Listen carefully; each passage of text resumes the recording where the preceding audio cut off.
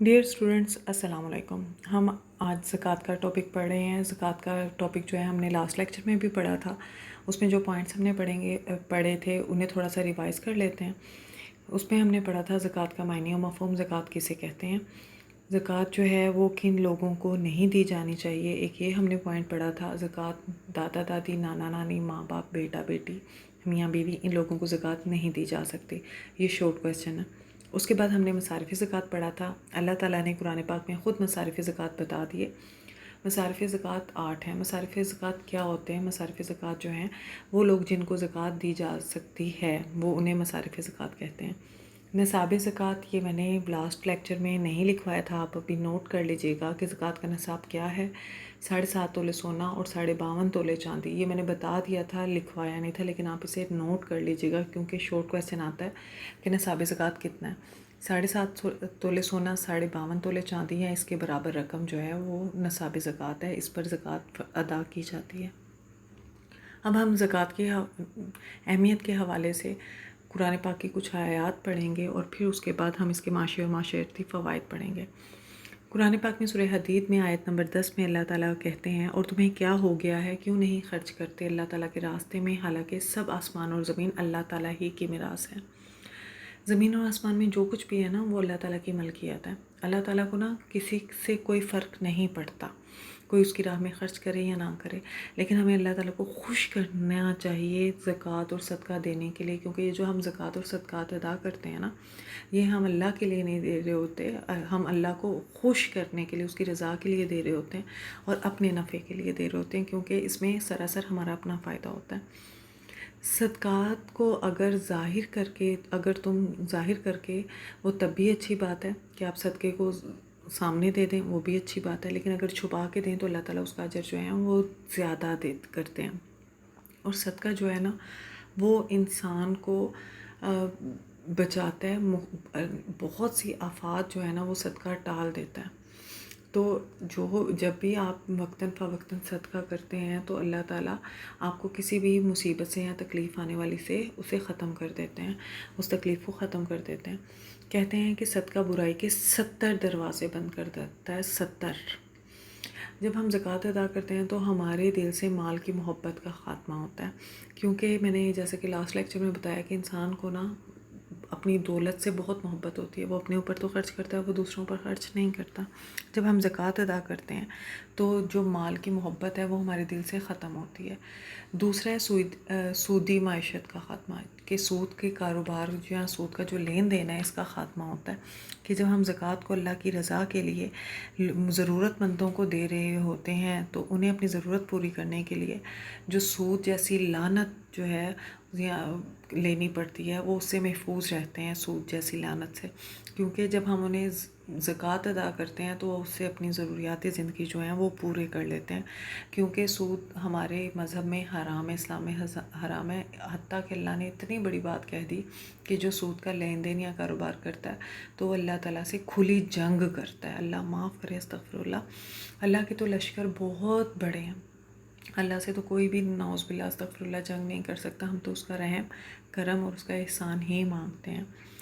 پھر اس میں ایک پوائنٹ ہے کہ جب ہم زکوٰۃ دیتے ہیں تو اس کا ہمارے معاشرے میں کیا اثر پڑتا ہے۔ ایک تو بے روزگاری کا خاتمہ ہوتا ہے اور گداگری کا خاتمہ ہوتا ہے۔ گداگری کہتے ہیں مانگنے کا، کہ لوگ پھر مانگتے نہیں ہیں، بھیک مانگنے کا خاتمہ ہوتا ہے۔ اور دوسرا بے روزگاری کا خاتمہ ایسے ہوتا ہے کہ جب آپ کسی ضرورت مند کی مدد کرتے ہیں تو وہ اس سے اپنا کوئی چھوٹا موٹا کام بھی کر سکتا ہے، جیسے اپنے گھر کے اندر ہی کوئی گولیوں ٹوفیوں کی یا بریڈ کی چھوٹی سی کریانے کی دکان بنا سکتا ہے، کوئی ریڑھی بھی لگا سکتا ہے، کوئی جس سے اس کا روزمرہ کا خرچہ جو ہے وہ نکل جائے، ایک طرح سے اس کی یہ ہیلپ ہو جاتی ہے۔ تو اس طرح ہمارے معاشرے میں بھی جو ہے وہ بے روزگاری کا خاتمہ ہو جاتا ہے، کیونکہ آج کل اگر آپ دیکھیں تو امیر بہت زیادہ امیر ہیں اور غریب بہت زیادہ غریب ہیں۔ یہ دولت کی غیر منصفانہ تقسیم ہے، جس کی وجہ سے بہت سے مسئلے مسائل پیدا ہوتے ہیں۔ اکثر جو لوگ ہیں وہ بے روزگاری کی وجہ سے غلط راہ پہ بھی چل پڑتے ہیں، تو اللہ تعالیٰ اس کو بچائے۔ اور اگر آپ صاحب استطاعت ہیں اور آپ دیکھتے ہیں کہ آپ کے ارد گرد جو ہے کوئی ضرورت مند ہے تو آپ اس کی ضرور مدد کریں۔ اور یہاں پہ میں پھر یہ پوائنٹ کہہ دوں گی کہ آپ ہرگز مت سوچیں کہ آپ کے پاس 7.5 تولے سونا ہے تو آپ نے تبھی زکوٰۃ دینی ہے۔ آج کل سونا اتنا مہنگا ہے، 1 لاکھ سے بھی زیادہ پیسوں کا ہو چکا ہے، تقریباً 1.25 کا تولہ سونا ہے. تو اگر کسی کے پاس 1 تولے بھی سونا ہے تو اس پر زکوٰۃ دینا فرض ہے، اور 1 تولے پہ 2,500 زکوٰۃ دی جاتی ہے. 2.5% زکوٰۃ جو ہے وہ دینی چاہیے 1 لاکھ روپے پہ، تو وہ 2,500 روپے بنتی ہے. تو آپ اپنی گھر دیکھ لیں کہ کتنی مالیت ہے، تو اس سے اندازہ لگا لیں کہ 1 لاکھ پہ 2,500 ہے تو کتنی زکوٰۃ جو ہے وہ بنتی ہے. کیونکہ آپ ہمیشہ یہ دیکھیں کہ اگر آپ کے گھر میں یا نہیں زکوٰۃ دی جا رہی، ادا نہیں کر رہے آپ صاحب استطاعت ہیں، تو آپ اس کی تلقین ضرور کریں، کیونکہ دوزخ کی آگ سے بچائیں اپنے پیاروں کو، اپنے رشتوں کو، اپنے ارد گرد والوں کو، کیونکہ دنیا جو ہے فانی ہے، ہمیشہ رہنے کی جگہ ہرگز نہیں ہے. پھر جب ہم ضرورت مندوں کو زکوٰۃ دیتے ہیں تو اس میں آپس میں محبت اور اخوت کا فروغ ہوتا ہے، کہ آپس میں ایک دوسرے سے محبت اور اخوت بڑھتی ہے. کیونکہ اکثر آپ نے سنا ہوگا لوگ کہتے ہیں ہمارے لیے دعا کرنا، ہمارے لیے دعا کرنا. جب آپ کسی کے لیے کچھ کرتے ہی نہیں ہیں تو دعائیں کیسے نکل سکتی ہیں؟ دعا ہمیشہ یاد رکھیے گا، دعا کروائی نہیں جاتی، دعا لی جاتی ہے اپنے عمل کے ساتھ. اگر آپ کسی کی ہیلپ کریں گے، چاہے تھوڑی سی بھی ہیلپ کریں، تو اس کے دل سے آپ کے لیے دعا نکلے گی، اور جو دل سے نکلے گی وہی دعا اہمیت رکھتی ہے، وہی اب مقبول ہوتی ہے. پھر غربت کا خاتمہ ہوتا ہے. غربت کا خاتمہ کیسے ہوتا ہے؟ کہ جب ہم دوسرے لوگوں کو، غریبوں کو بھی دیں گے زکوٰۃ، تو وہ اس سے اپنے رہن سہن کو بہتر بنائیں گے. کہ اگر وہ کوئی چھوٹی موٹا کام بھی کر لیں گے، جیسے میں نے بتایا کہ کوئی فروٹ کی ریڑھی یا کوئی اور کھانے پینے کی دال چاول کا اس طرح سلسلہ ریڑھی بنا لیں وہ، تو اس سے ان کے اپنی غربت جو ہے وہ ختم ہوتی ہے. پھر اس کے بعد پوائنٹ ہے اسلامی تہذیب و تمدن کی بقا، کہ یہ ہمارے مذہب کی، ہمارے دین کی بقا کے لیے بہت زیادہ جو ہے وہ ضروری ہے. یہ پوائنٹ سلائڈس جو ہیں وہ ایک دفعہ پھر سے پوائنٹس چلنا شروع ہو گئے ہیں، یہ آپ ریوائز کر لیجیے گا. اس زکوٰۃ کے معاشی و معاشرتی فوائد جو ہیں وہ آپ نے بہت اچھے طریقے سے یاد کرنے ہیں، کیونکہ یہ بہت زیادہ امپورٹنٹ کویسچن ہے. اللہ تعالیٰ ہمیں توفیق دے کہ ہم اپنے مال میں سے زیادہ نہ صرف زکوٰۃ ادا کریں بلکہ بہت زیادہ صدقہ بھی عطا کریں. کیونکہ کہتے ہیں نا کہ دوزخ کی آگ سے بچو چاہے کھجور کا ایک ٹکڑا ہی صدقہ کر کے. کیونکہ کہتے ہیں کہ یہ صدقہ جو ہوتا ہے نا وہ کئی بلاؤں کو جو ہے وہ ٹال دیتا ہے. صدقہ کرنا گناہ کو اس طریقے سے ختم کر دیتا ہے جیسے پانی آگ کو ختم کر دیتا ہے، ٹھنڈا کر دیتا ہے. تو یعنی کہ جب کوئی انسان صدقہ کرتا ہے تو اس کے گناہ بھی جو ہیں وہ ختم کر دیے جاتے ہیں.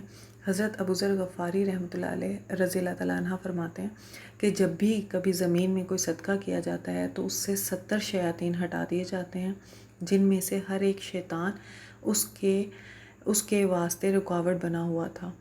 تو اللہ تعالیٰ جو ہے نا اس شیطان کو ہٹا دیتے ہیں. تو آپ صدقہ جو ہے وہ ضرور کریں، زکوٰۃ ضرور دیں، اور اللہ کے ہاں اپنا بینک اکاؤنٹ ضرور کھولیں. کیونکہ جو دنیا کے بینک اکاؤنٹ ہے نا یہ آپ نے قبر میں لے کے نہیں جانے. آپ کی قبر میں جو جائے گا وہ اللہ کے ہاں کھلا ہوا اکاؤنٹ ہی جائے گا. دنیا میں کتنے بادشاہ، کتنے شہنشاہ گئے تو سب سے خالی ہاتھ گئے، صرف ان کے ساتھ ان کے اعمال گئے تھے. ان کے اعمال ہی ان کے لیے فیصلہ کیا، ان کے اعمال نے جنت کا بھی اور دوزخ کا بھی.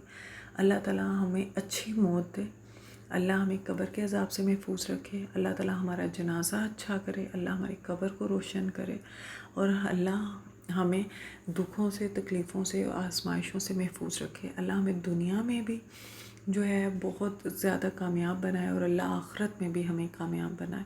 اللہ آخرت کے دن جو ہے وہ ہمیں رسوا ہرگز مت کرے اور اپنی رحمت کی آغوش میں رکھے. آمین.